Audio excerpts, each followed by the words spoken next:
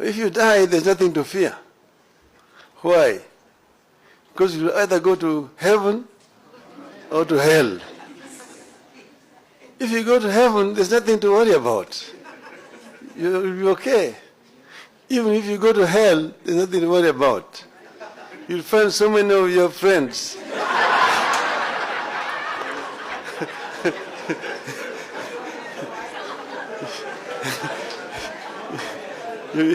So spend a long time just greeting them. How are you? Before your time for the fire comes. So therefore, don't fear. Hello guys, welcome to episode 39 of It's a Wrap 254 podcast. And today we want to talk about after Raila, who's next? After Raila. After Raila Odinga, who's next? So this thing is wide. As tuliangalia last month, Tarehe 15th, the Enigma. Yes. The Enigma passed away and he left a big void to be filled in. Foot soldier. Ameacha kiatu number 12 hapo. Lakini wenye wamebaki wako na mguu number 6, number 6, 9. Hawezi toshia kwa hiyo viatu. Sasa tunashanga hizo viatu nani atavaa? Brother yake nimeona amekuwa party leader wa ODM, lakini juzi ametumwa inaitwa aje? Ametumwa Dubai for check-ups. Inaonekana pressure ni mingi hapo. Hiyo kitu ni moto. Only the Enigma anaweza handle ile. The Enigma ndiye anaweza handle hiyo. Joey mwenyewe. Joey. Manze Joey.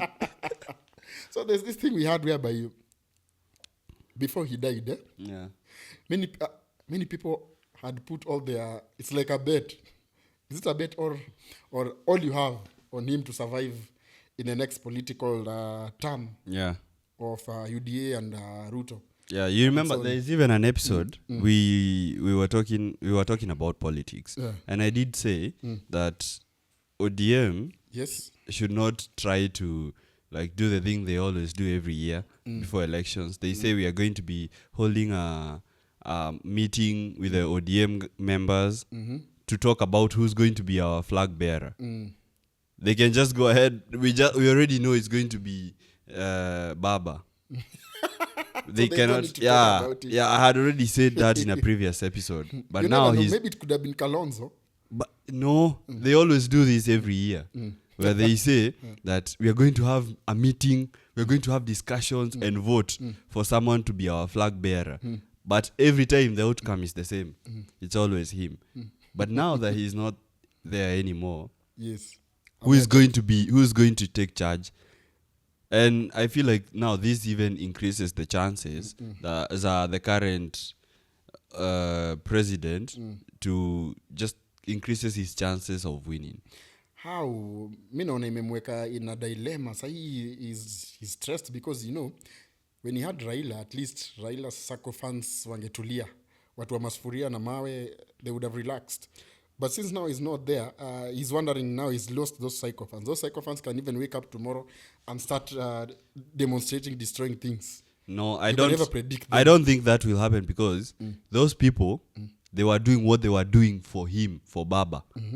They were not doing that for themselves. They were not like out there fighting for their rights and everything. They were doing this because Baba was telling them to do this. But then, now he's not there, they don't see the need to do it anymore. Because, you know, like right now, if you're here, ODM and other opposition structures are publicly debating their future. Some statements from ODM leadership indicate staying on collusion. This one is the ones who are going with the youth leader, Raila's brother, Odinga. He's saying they need to remain in the broad-based government, which is something he has been doing even before the handshake between Ruto and Raila happened. Before Raila tuwache sisi join Ruto kusaidia government iskakuwa overthrown. And then kuna sasa the likes of Babu Owino, Sakaja, Sifuna. Orengo, Sifuna. Not Sakaja. Sifuna. Sifuna, Orengo. They are not in the broad-based government, but what they so there's a dilemma there. So we are wondering what's up with them. Where's the dilemma from? I think also Ida is not with the Oburu. If you look at circumstances, it might be.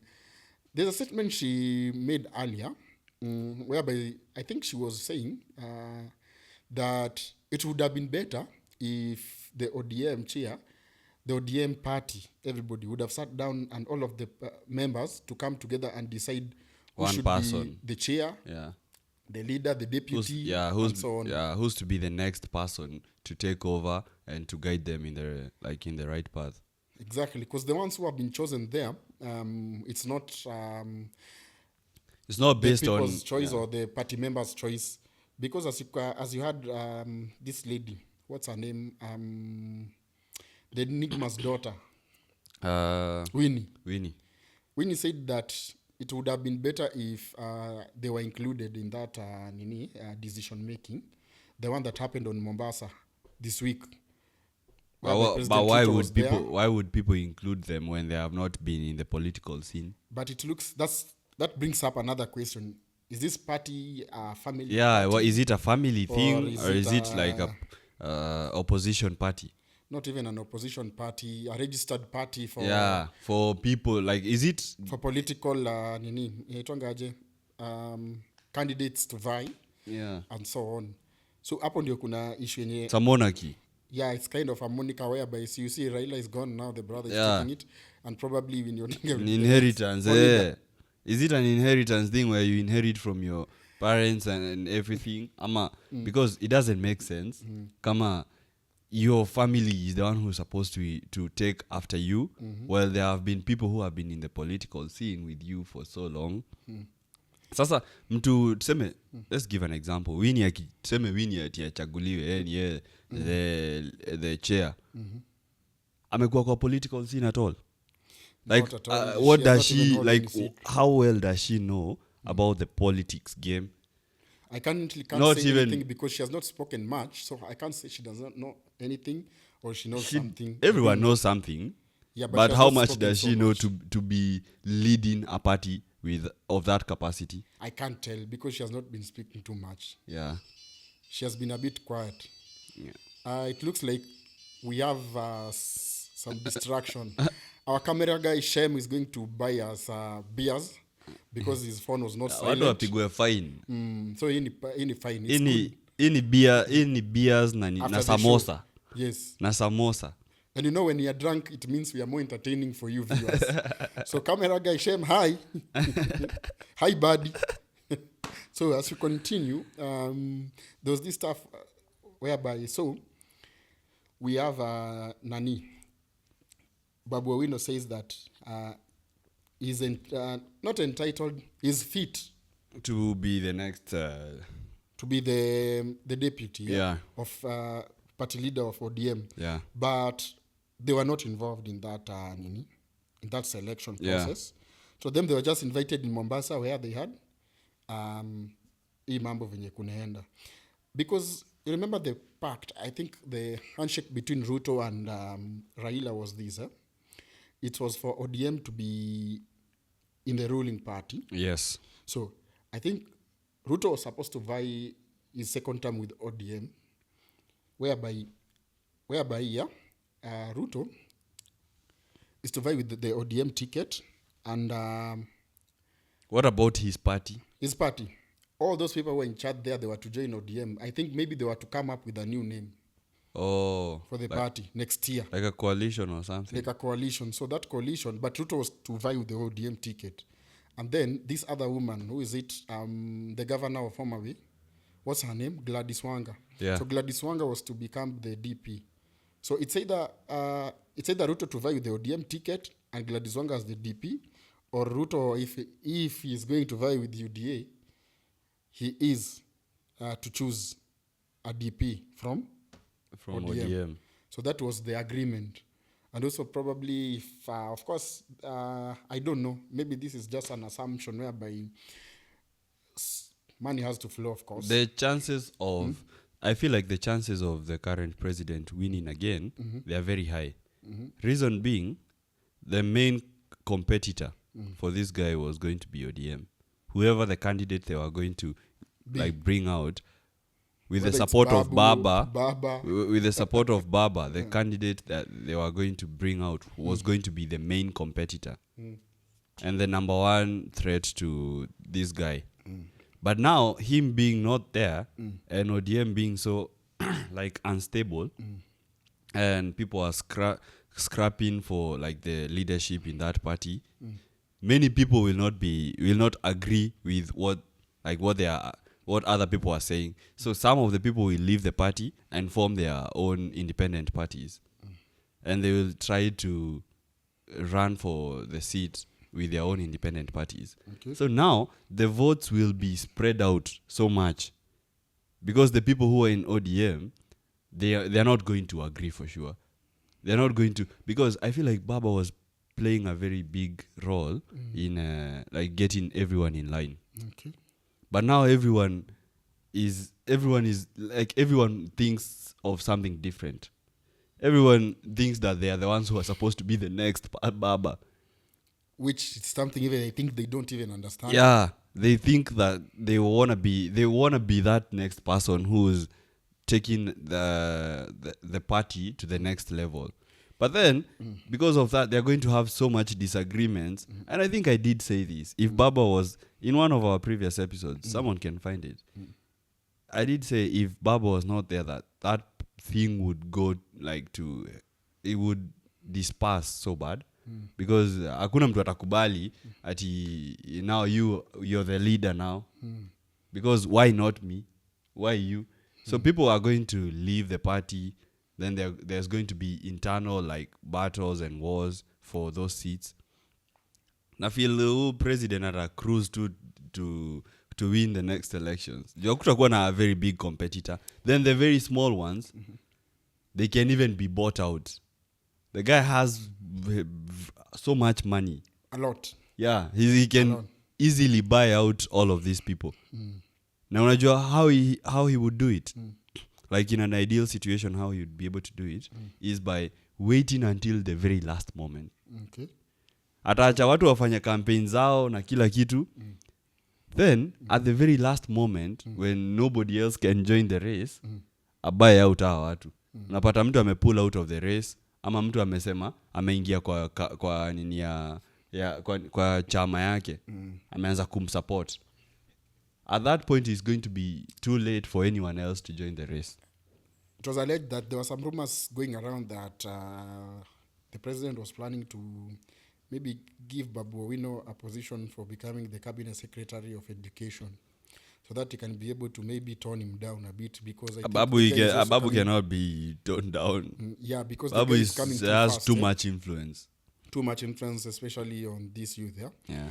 Because as you can see, wherever he goes, there are people chanting his name. Babu knows how to play the political game better than anyone else in that ODM party. Yeah, despite him, even evidences online, he shot a guy and so on. People have forgotten. So because that is the influence he has on people. Yeah, imagine if Babu is like evidence of you shooting someone. Babu is like a young Baba. A young Baba. Yeah, Babu is like a young Baba. So you think he might be the one fitting the shoes? I don't think I so. think he's the one who's not based on like what he does, ethics, not ethically, but then he's the most fit person, like who has the most influence. Tell me someone with more influence in that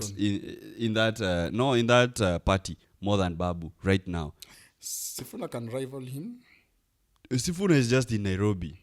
In Nairobi? Yeah, Sifuna is just in Nairobi. But you said the party. No, I'm saying like someone who has so much influence from the party who would go everywhere, like Nyanza, come to Nairobi, go to Mombasa and have that same influence. Sifuna can. People in Nyanza respect him. People in the streets don't want like that respect. Ile ya suti na nini, the official one. People want like someone like Baba. All of them wear suits. And you nasema watu wa Nyanza, those people who are out in the streets, those people who like wale ma David. There are some people who do not favor him. There are some who favor him. Now you know the people who don't he's just starting. The people who don't favor him, what happens is people on the ground, they want a certain character. Okay. Unataka mtu mwenye ako na voice yake iko like akisema kitu it's hard. You know how you have friends who when they talk people follow. Because there's this thing I think I'm kind of questioning, whereby You know, becoming the governor of Nairobi, yeah? It's like you becoming the governor of Nairobi for the first term, you're the same as the president who's vying for the second term. Yeah. And It's your last career, term. It's your last term. Yeah. And your political career is over. Yeah. So becoming The governor for governor. Nairobi is not a very good idea. It's not a very good idea. Because I'm looking at things and just wondering, yeah? Sifuna can very much rival Babu in the governorship of Nairobi. Yeah. Sindio? Yeah. He might even probably win. Yeah. Sindio? There's a chance he could win. Because you find people of Central, of course, you have histories whereby people from Central, it's a no for maybe the guy from the Lakeside and so on, na kila kitu. So things are different, like Sifuna is not a person from the Lakeside, he's from the Luya land. But I'm saying Things are many people. Things are different. Nairobi. But things are different because right now people are not going for. It is. We are still back there because there's some In people who are Nairobi? saying, huh? In Nairobi. Yeah, we last year it was different whereby it was a revolution against the people in power, but now you see from People are picking sides. From social media, from our politicians, even the guys who have influence in businesses, we're still going back to the same cards where we were before. Okay, let's leave about the tribalistic. Of course, tribalism is part of the politics that we are in. So you find whereby a person like Sifuna can drive utavunja kiti. Yeah? Chana utavunja kiti. Si nimekuwa baba wewe lazima nichape kitu hivi ama kama futa machozi achara kiti. Sasa okay, the sofa is comfy to sasa niko zile za nasema a person like Sifuna can drive a babu, si ndio? But I'm like, why does he not want to vie now? Mbona achie babu mwenye alikuwa chini yake MP na yeye ni senator, anaachia babu avai for governorship? I think he knows you going to become a Nairobi governor is the end of your political career. Yeah. Okay, he's a legislature. Okay, it's okay. He's a legislature. Yeah, he wants to debate about your laws na kila kitu and so on. But if you know you can rival me to become the governor of Nairobi, and we know the governorship of Nairobi has no threat up there, why wouldn't you not rival me? So what do you think he's doing? I think it could be maybe he's leaving it for Babu. If Babu is not careful, I'm not saying he would not make it. He can amaze me. He can make it by becoming Nairobi governor for the second time if he wins over Sakaja. Because he knows if Babu goes become the governor of Nairobi. Like who's to say that he intends to become governor for 2 terms? Who is to say that he's not going to be governor for 1 term, then run for president for the next? Babu. Yeah. Unless if that's the strategy. That is probably the strategy. I don't think he has a strategy of being governor for 2 terms. But do you think when you become a governor of Nairobi and fail for the second term, that's why, is it possible that you'll go on to become the president? Of course, people will mark you have failed. You know, he has a good record. You have failed to govern the city. You're going to govern the country. This guy has a good record. Yes, I know. And he's very convincing. I know he's working in Embakasi East. He's doing a very good job. It's not about the work he's done. By a good record, I mean, of being successful. Record? No, I'm saying a good record by being successful at everything he's tried. Okay. Which is his work as well. Yeah, like from UN, he was like the leader there for a while. Then the first time he vied for MP, he got it. But at that time, it is alleged that a lot of illegal activities were being carried through in the school. But so when he left, all those things. But still, he was able to stay there for that long. Yes, until he left. That's why I'm saying that is exactly what I'm saying. Power. Yeah, that is what I'm saying. Like this is the guy who knows how to mobilize people. Sifuna is very good, and he when he talks to people, he's very official. Like he's that guy. That's why I was asking you. In your friend group, you have that guy who doesn't really have so much to say, but when he talks, he is very convincing. Yeah, and he knows how to mobilize people, like get people to move to this direction. And in that part, like mtu kama wewe basically. Unajua convince watu sana, lakini maybe you're not the brightest. Alafu sasa kuna kama wewe. Si mimi. Alafu sasa there is someone else who's who has more strategy na akona better ideas of how to go about something. But then they have to, when they are trying to convince people are not seeing the same vision the guy is seeing. When that guy is trying to convince the people cannot see it. But then there's this person who ana convince watu to raw energy to ina flow through them. People from the lakeside wanataka mtu kama huyo. Baba akiamka asubuhi aseme watu waende kwa streets. Unadhani watu walikuwa wanauza mbona waende kwa streets? No, it's because Baba said. Yeah. Sifuna is Whatever not the kind he of person who has that. It's perfect. It's Babu is the kind of person who has that influence. Okay. He might not be the best person to he's not very ethical as well. No, he's doing a good work. In Embakasi East, they're not complaining. Atunaongea kuhusu ethics.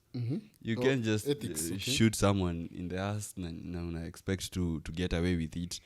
But then, allegedly, getting away with it. Anasema allegedly. Sipingi Babu, I'm just nasema tu huyo ni ndio nasema he's the one person from that party who has that raw energy ya convincing na mobilizing people. I don't see anyone else in that party who in the party there's definitely people who have better and like better strategies of how to go about things and who are well informed than him politically. But then he's the one guy who is outstanding and he knows how to talk to people and he knows how to convince people. So I feel like if you have the guy on your side, you're safe. You're the most likely person to prosper in whatever you're doing. Because you remember even when people were, I think, was it people who were getting shot or what happened? Then I think when people Sifuna so I'm saying it's a two bull like two what is it called? What do they say? Two bull race or something. I don't know. Sifuna is not vying, which is why I'm questioning. I'm saying for the party. I'm not saying for the presidency or for the governorship. Okay. I'm saying for the party. Okay. For the party, those are the two people who are supposed to be rivaling each other. Okay. They are the people with the most influence. And when you're coming up with these things in the party, you have to think about what the people would follow and what the people would want. It's a good idea for the party to choose someone who's more qualified. Maybe someone like Orengo, who knows all the history of the party. It would have been better being yeah. Exactly. But then you also want someone who will be able to convince people.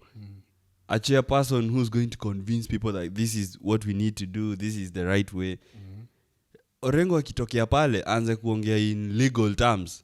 Anze kuambia watu there are some of you who came here in instead of coming here with trousers, you could have come here in shorts.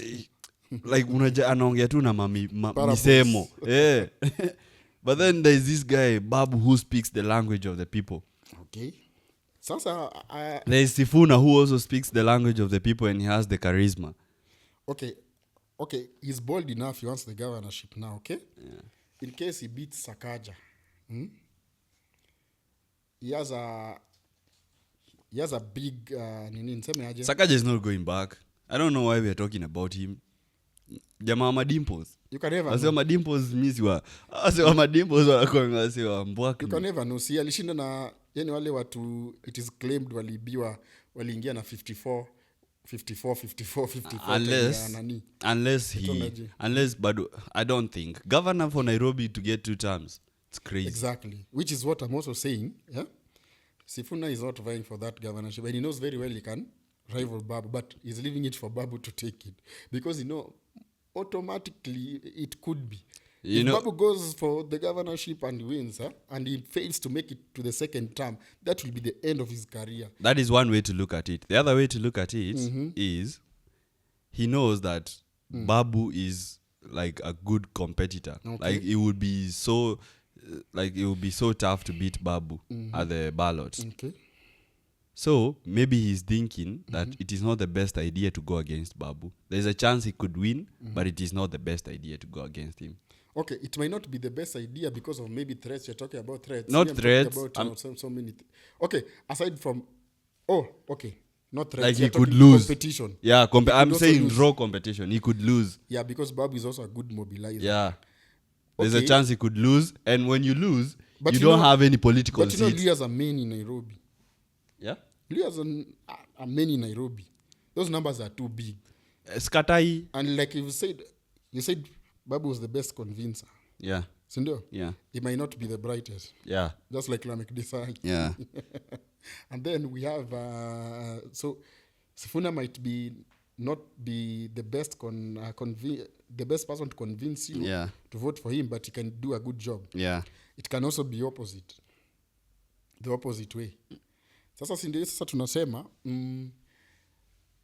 if Babu Sifuna has I'm thinking Sifuna's end game is for him to remain as a legislature hapo hivyo kwa Senate, si ndio? Halafu aim yake ni kama kukua DP of a very competitive person after Ruto or after Matiangi or after Maraga or whoever. Then who do you think is going to be, like, you know, ODM are definitely going to have a candidate for presidency. Who do you think it's going to be? For presidency? Ruto's going to vie with the ODM ticket. That's the plan. That's why Oburu is busy day and night. That is not going to be Telling the... people to That be was in the the plan. That government. That would have been the plan if Baba But was his still party is around. dead. Guys have already moved out of that party. That's why Some I'm of them have been kicked out. That's why I'm saying this would have been the plan if Baba was alive. Joey was still... But I think it is still going, or if not... The people in the party are not going to support him. You know, even if the Oburu is able to become, like, stay as the chairperson, you think the other guys in the parties are not puppets? They know this is not Baba. They know they know this is not this Baba. Lady also tried taking it away. Immediately Baba had gone. Yeah, people will just Gladys Wanga try had to already grab started. power. You know, power Exactly. is there to be taken right now. Yeah, it is not given, it is taken. Power right now in that party. And it is so much power. Being the chairperson of that party is so much power. Needs you to be bold. Yeah. So people are out to get that power. Sasa siwanchague mimi. Sasa unajua sasa tumesema wewe ukwangi mjanja sana. Lakini unajuanga kuongelesha watu. Sasa sio ndo wanataka. Sasa labda wewe itakuwa competition. By the way, it's a very stiff competition. I think between Babu, Sifuna, na Lamek. Unajua Lamek akiingia hapo itaweza wachague hivyo. There is no other way. Okay, let's jump ship. Let's come out of the broad-based government, the ruling party. Yeah. Tuende sasa kwa ODM is not a ruling party. Yeah. Okay, let's toke kwa whatever that other side. It could be. Tuende sasa let's jump ship and go to the other side. Which to side? The mountain and Mlima. mali kumekauka huko ukienda coast. Gari. Kwa Wakamba. Oh, Cumberland. Na Cumberland kadhalika. tunajuanga tu ni Kalonzo. the same tu. Aya, Ni kama so- tu ODM. So there's The same. opposition. The opposition, there is of course, the next, the next person whom people are saying also might fill Rao's shoes, Gachagua, but he cannot vie because he was impeached by law. That is known. He cannot vie for any political seat if you are impeached. I don't think even if he was able to vie, he'd be able to do it. Gachagua, I don't think he had that much backing, even from the Murima. But he's It's just influential. We are because- talking about him right now. Yeah, it's just because the people there, they still have to stay strong Support and their own. support their own. We are back But to it's not. tribalistic again. But it's not because they really wanted to support. I don't think it's because they really wanted to support him. The guy has not been in the politics. We only scene knew him for a when while. Ruto chose him. Yeah, he's not been in the political scene for a while. So But I don't he's good think. at mobilizing too, just like Babu. Yeah, lakini watu wanabambwa na huo mseni vienyeji. Na hao ndio wanapiga kura. Those are the numbers we are talking about here. Anaoja. Those are the 8 million votes that are from Central. Na kama anakubamba pia wewe ni fala. Haina shida, but those are the people who are going to cast the votes and they are behind him. Whoever Yeah. Gachagua is going to say, I'm supporting this person, that is the person who is going to carry the large bag of votes from Central. I We don't have- think so. That is not true. It is what is happening. It is not true. People are afraid of saying it because who next? Centro is so divided right now. The person I could have liked supporting... Centro is so divided right now that from even Centro, the leaders from Centro, they're not together. Like there's different, like for example in Murang'a there's someone different, in Kiambu there's someone different. Then when you go to Nyeri, that's where you find Gachagua as a stronghold. He's the kingpin. Because right now, if it's not Gachagua, whom are we talking about from Central? That's what I'm saying. It's not. There's no one person. See kama ile time ya Unye. Give me a name that can rival Gachagua right now from Central. Give me a name. I don't know, man. The person I would there's no liked strong candidates from there. The person I would have loved to rival Gachagua from Mount Kenya, I would have liked Ndindi Nyoro to do so. But right now he's focusing on advising people about business. So let him continue his game. I know his game. His game is good. You remember me. He's playing a very good card. And after 2037 president. Trust you me, you remember me. Okay, so away from him. Uda 2037 mimi utakuwa preso, sijui unasema nini? Ndindi Nyoro ndo nani? And I as your deputy. Na nitakuchagua juu nimekuonea huruma. Yes, alafu nakuua nichukue pao. Nakuchagua juu nimekuonea huruma, juu si mjanja. Sasa tunaendelea na hii story. Whereby inakwambia so there with Martha Karua, Matiang'i is there, the Jubilee, kuna Kalonzo, then kuna nani mwingine kwa opposition.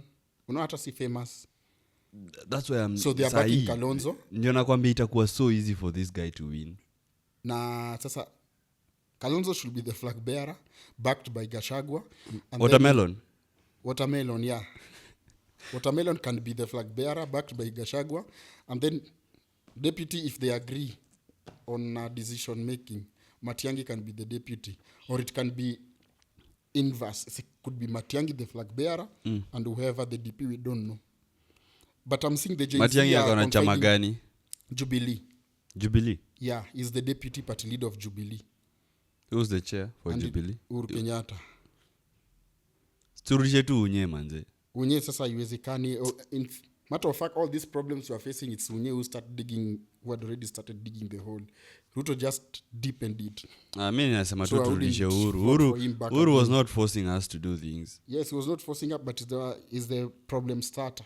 It's fine. Like, he's not forcing us to do things. He was like, we need to take this loan from here. Then people are like going against it. Then he's like, okay, I'm trying to help you, but if you don't want, that's fine.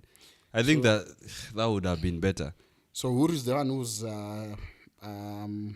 funding Matiang'i for his presidential? Na Maraga. Campaign.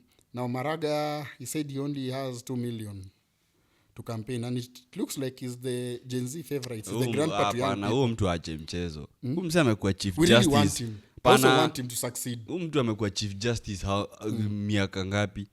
How can you say you only have 2 million?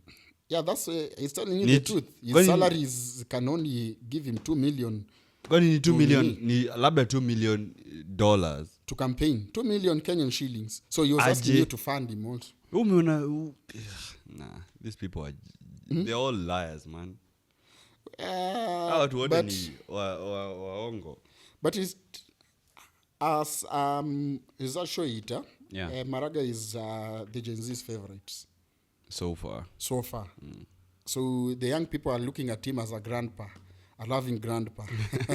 You see, Babu. You see that grandpa you never had who's rich, Babu. Who's caring and can hug you when you are low. Yeah, when you're having issues with your parents and so on. And they are always on your side. You can travel home knowing that you have an old man wearing spectacles that can hug you. Yeah, ukienda kuchapwa babu anasema mwachaneni na mtoto. Yeah, and he can send you in the market with a Range Rover. Yeah and so he buys you whatever you want. Yes, and he's truthful, honest. That's why he has already told you he only has 2 million. Very honest. Yes. Very honest guy. Then we have Matiang'i. Matiang'i, we have records of his work. He has done a splendid job while he's at the government. The digital platforms we're enjoying is all Matiang'i. Education, us getting candidates with true results, Matiang'i. Then what? After you get true results, then what? Yeah, sasa we don't, at least at the university, we are not getting students who are mediocres. We get people who really worked hard for their results, genuine results. Then what do you do after? Like, people don't even... People work so hard, they get that true Also, result, but it doesn't matter You at also the end of changed the how day. in Itwanga public schools are also managed. How the money disbursed to public schools is also managed. At that time, yeah, there was a lot of strikes, but he said, relax. So we're going to Earlier sort this these year, we things were out. talking about how we don't have money for KCSE and KCPE. Now tell me, in Matiang's time, such things would have not happened. Well, we'd never Yeah, know. his work speaks for him. Although there are rumors when he was interior or Rivayala and all, but can you prove it? No, you can't prove it. Allegations. Those are allegations. Sasa tukitoa Kenya, our neighbor back there, this guy. Oh, This uliona guy in venye Uganda. alisema. Did you hear what he said? In he Uganda? said, he said that the port of Mombasa ni yake. And if you don't give it to him, we are going to have problems. And how bold do you think this guy is? When we are fighting, we would say what is crucial is food, gun, and ammunition. Clothes optional.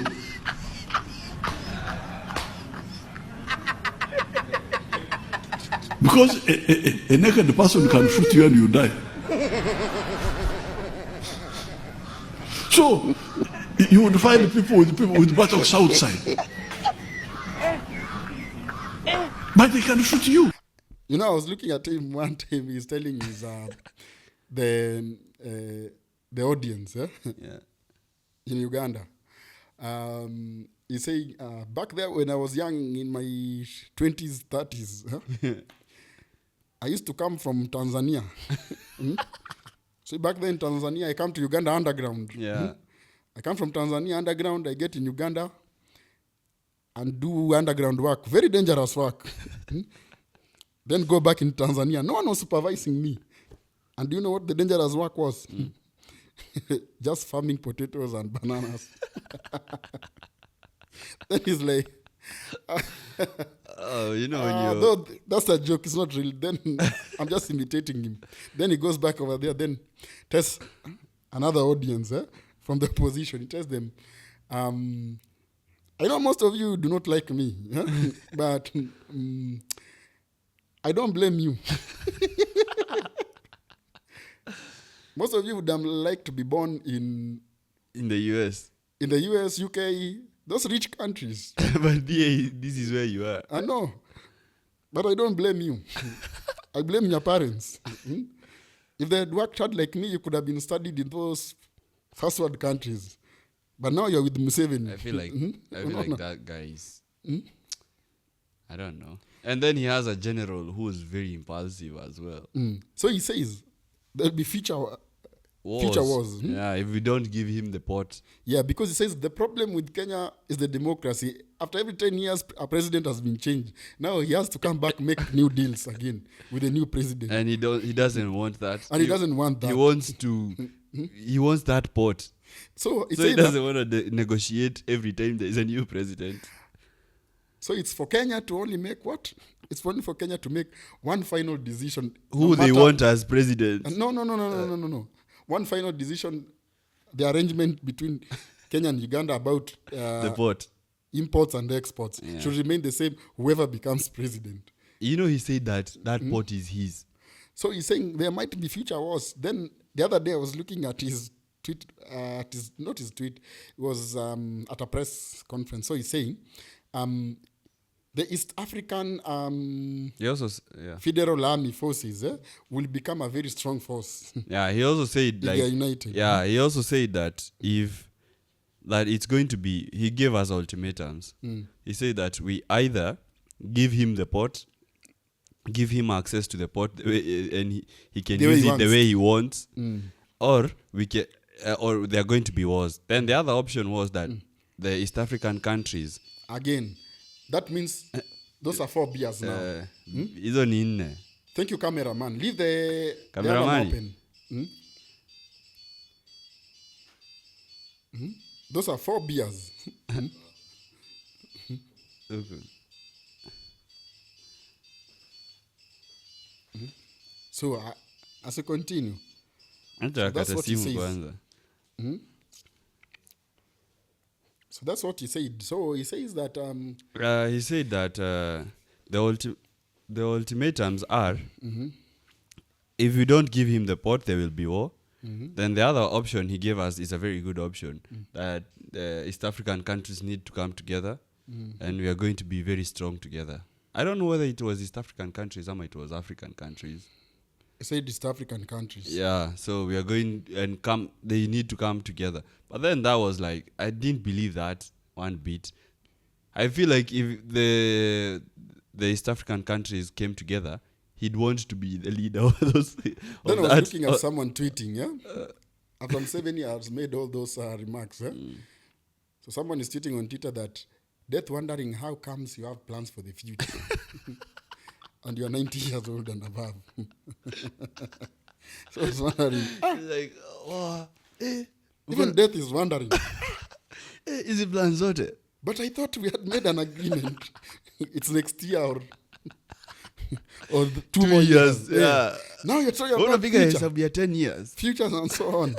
No, I'm What just if it gets kidding, up guys. here I don't 10 wish years? him Good health good. I don't wish him and good success. No, You wish him good health. Yeah. We wish him good health and success. Yeah, but the other opposition leader is in house arrest. Yeah. What is his name? Being in that Besigye. that being in that country is just funny. So next year they're going for election, and I think it's going to be him against Bobby Wine. Yeah. Did you see actually something I wanted to hear your thoughts about is, did you see the elections for Tanzania? Twendeni hivyo hivyo, nipeni majina yote, twendeni hivyo hivyo. Mimi nitaomba niingie huko. Nikiingia mawaziri wanaojibu ndivyo sivyo, watu tutajuana. Watanijua mimi nani. Sasa mawaziri wanaojibu ovyo huko ndani ni mimi na wao. Watanijua mie nani. Nasubiri tu baraza liitwe nikafanye vitu vyangu. That one was nasty. It was nasty. They did they even shut down the internet. That Shut madam down is the not playing. What? The ballot box was Mama, Suluhu, and Samia. Those were the Of candidates. course, there were others, but the major ones were not on the ballot box. Yo, The like, major rivals were people not are on the being ballot arrested box. for vying.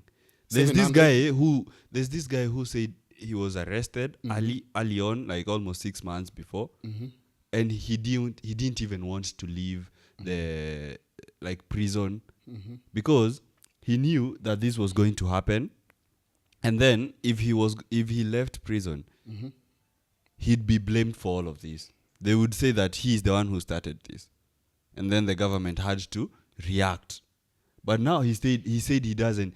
I think he told even his lawyers not to be like too serious about getting him out, because he didn't want to actually get out, because he knew this was going to happen and they would blame him. So he stayed in prison through all of this because it was chaotic. What's his name? I think I know his name. Very wise guy.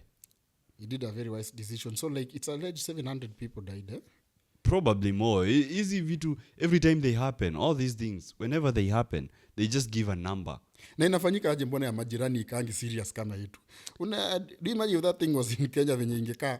Very serious thing. Very serious war. It's because you Hiyo majirani ilikuwa inakaa kama hii yetu ya you don't Raila really ODM. you don't really care about what your neighbors go through. Ni kama where you live right now. Unaona kwa hiyo kanyumba ya mabati. Huo neighbor wako mwenye hapo kwa hiyo nyumba yenu ya mabati. Huo neighbor wenu. Akilala njaa. Hakuna siku hata moja ushaijiuliza kama ako sawa na amelala njaa siku 3. Unajua wewe labda unaweza kuwa umelala siku 2, lakini yeye amelala siku 3 hajakula. But then you don't really care. Once you get food for yourself, you don't care about the other person. That is the same thing. Like, you don't really care about how other people are faring around you. Because If you don't have obviously anything that you're gaining from them, you don't really care.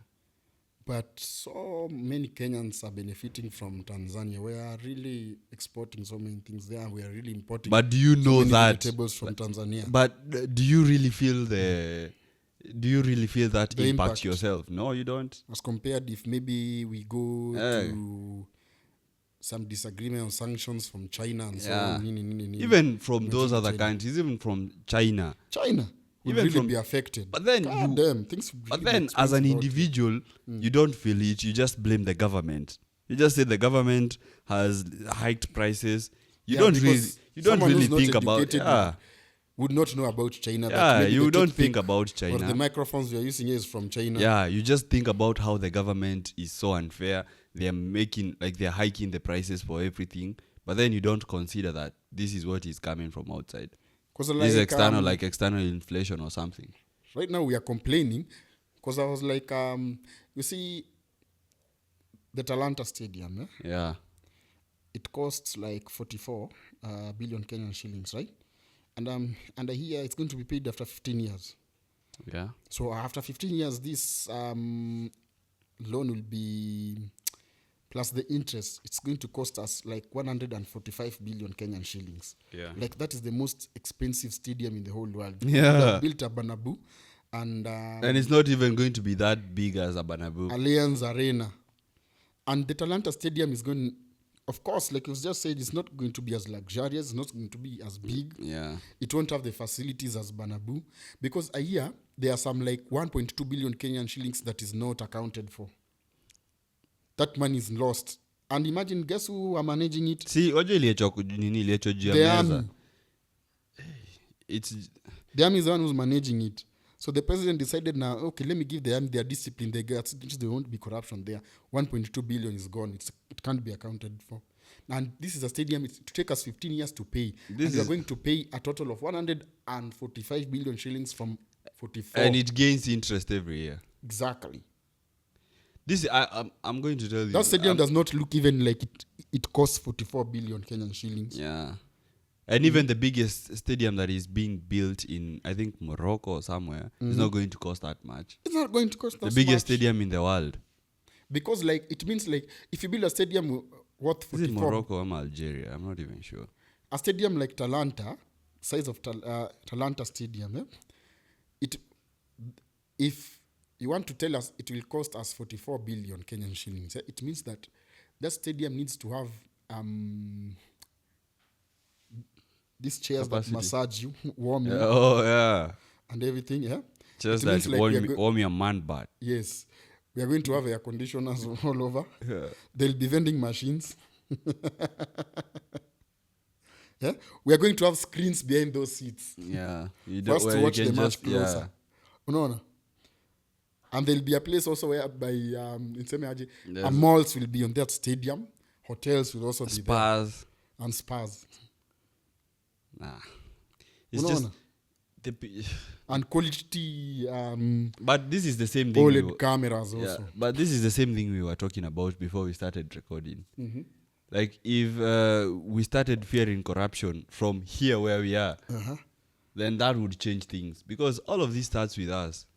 Because even if tomorrow it was me who is the president and you're the deputy. Yeah, it starts with us. Yeah. See, tukianza kuogopa corruption, then even the people up there will start being afraid of corruption. Yeah. Tukue tu na like Jinping, unajua, if you're caught being corrupt, Exactly. they cut off your hands ama they hang you. Then even the people in power would be afraid of like being they would fear being held accountable for all of these things. The minute a thief like Aaron and Lamech will know that They can get away. if they participate with in anything. corruption, they'll be hanged. That's the end of Or corruption. jailed. Even the president himself will be in line. So by the time someone is vying for a political seat, he knows he's there to serve. Yeah. He knows what happens when you're corrupt. Exactly. But until then, Na mambo ya RSF utasema aje? that is you know, this The Saudis thing, are- our thing with Uganda is not even serious. That one with RSF, with Sudan, that one is a bit serious. They are Because I killing saw the one general. another for practice. I saw the general saying that, the general from over there saying, Sudan. yeah, let's finish. Wait for us to finish this war that we have here. We will not forget. We will revisit what you guys have done, like housing the RSF to to do their meetings and everything from your city, from your capital. Once we're done with this war, we will revisit. Then he was even saying, like, if you want to send soldiers to come in this war, send them. We will finish all of them. But it's alleged that our president has something to do there. Nobody knows. Even those are allegations, and all of this is allegedly. They It's even got say business that with the Saudis. yeah. Like UAE and stuff. There's also going globally. Yeah. You also have Netanyahu is still wanted in ICC.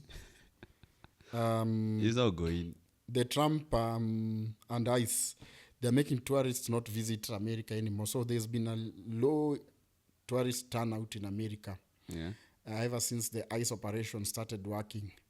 I don't know. We don't know much politics about of America or what the benefits of Trump administration is doing to America. But some Americans say, yeah, it's okay. At least we won't have immigrants bringing issues here in America like they're doing in UK or Europe, whereby they've already opened doors for war-torn countries, for example, Middle East and so many more. They're kind of saying it's bringing issues whereby most of the refugees are acting as entitled to their country, privileges and so on. So it's kind of an issue in UK. So some are saying it is wrong because the economy is doing poorly as tourists are not visiting. People from the European Union, Canadians, remember Trump has already made the relationship between Canada and America sour. So most Canadians are now flying aboard USA to Mexico. And so on. So many things are happening. Mi naona we can fix all of this wakieka Babu Owino chairman wa ODM. Chairman wa ODM. Tutafix maga hizi mambo za Canada. Yes, alafu Lamex sasa ndio flag bearer. And it's a wrap, guys. Americans have gone to the moon. Chinese have joined them there. The Russians are there. The Indians have now gone. We are here in Mbadi.